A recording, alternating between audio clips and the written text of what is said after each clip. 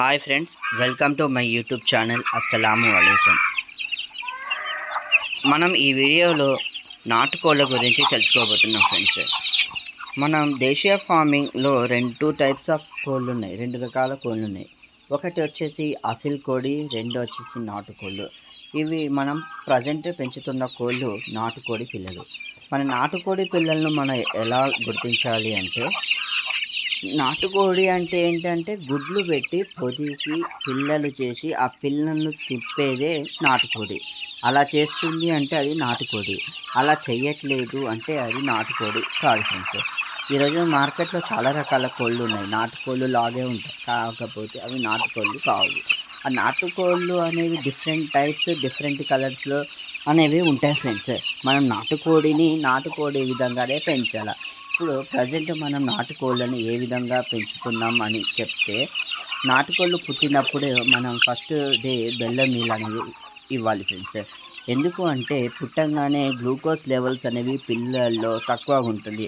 So దాని immunity Boost చేయడానికి మనం ఫస్ట్ డే వచ్చేసి బెల్లం నీళ్ళు పెడతాం.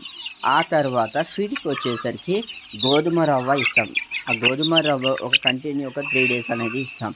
ఆ తర్వాత 1 మంత్ వరకు ప్రీ స్టార్టర్ ఫీడ్ అనేవి మార్కెట్లో దొరుకుతాయి ఫ్రెండ్స్. అది కన్ఫామ్గా ఒక 1 మంత్ వరకు ఇవ్వాలి.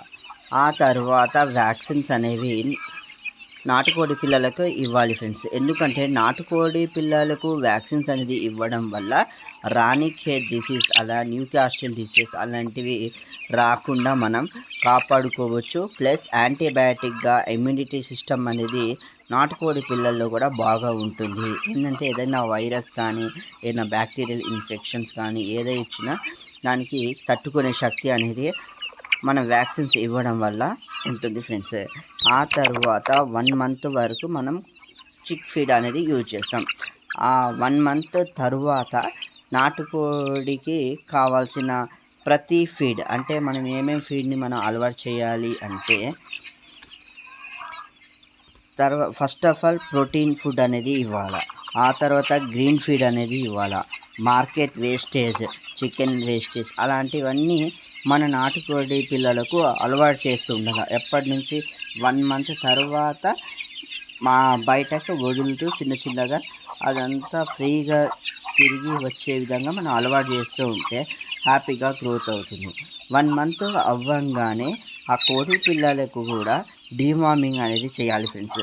ఆ డీవార్మింగ్ అనేది ఎందుకు చేస్తామంటే, గ్రోత్ అనేది మంచిగా ఎఫెక్టివ్గా రావడానికి డీవార్మింగ్ చేస్తాం. ఎప్పుడు 1 మంత్ కంప్లీట్ అయిపోయిన తర్వాత మనం డీవార్మింగ్ చేస్తాం.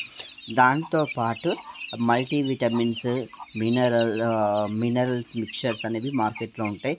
ఆ తర్వాత లివర్ టానిక్ కూడా మనం కోడి పిల్లలకు యూజ్ చేస్తూ ఉండాలి. దానితో పాటు యాంటీబయాటిక్స్ పౌడర్స్ అనేవి యూజ్ చేయాలి. ఏది యూజ్ చేయాలి అంటే టెట్రాసైకిల్ కానీ, న్యూడాక్స్పోర్ట్ కానీ, లెగ్జిన్ కానీ, సెఫ్లాక్స్ కానీ అలాంటివి different types of antibiotic products అనేవి మార్కెట్లో ఉన్నాయి. అందులో ఏదైనా కంటిన్యూ 3 డేస్ అనేది యూజ్ చేయాలి. ఎవ్రీ 15 డేస్కి ఒక్కసారన్నా మనం బెల్లం నీళ్ళు అందిస్తూ ఉండాలి నాటుకోడి పిల్లలకు.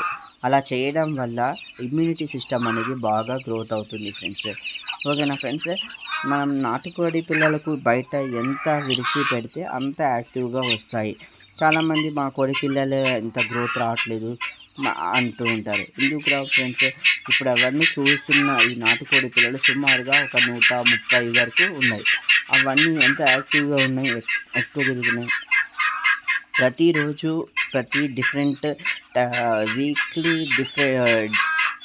ప్రతి డే ఒక డిఫరెంట్ ఫుడ్ అనేది ఇస్తూ ఉండాలి ఫ్రెండ్స్. అప్పుడే నాటుకోడి పిల్లలు యాక్టివ్గా ఉంటూ ఉంటాయి.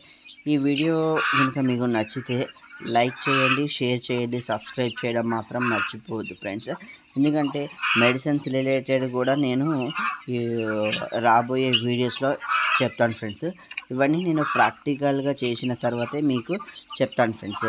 అలాగే మన వీడియోలో పావురాలు ఉన్నాయి, డాబర్మెన్ డాగ్స్ ఉన్నాయి, అవన్నీ మీకు దాని గురించి ఇన్ డీటెయిల్గా ఫ్యూచర్ వీడియోస్లో మీకు చెప్తాను ఫ్రెండ్స్. మన వీడియోని మాత్రం సబ్స్క్రైబ్ చేయండి, లైక్ చేయండి.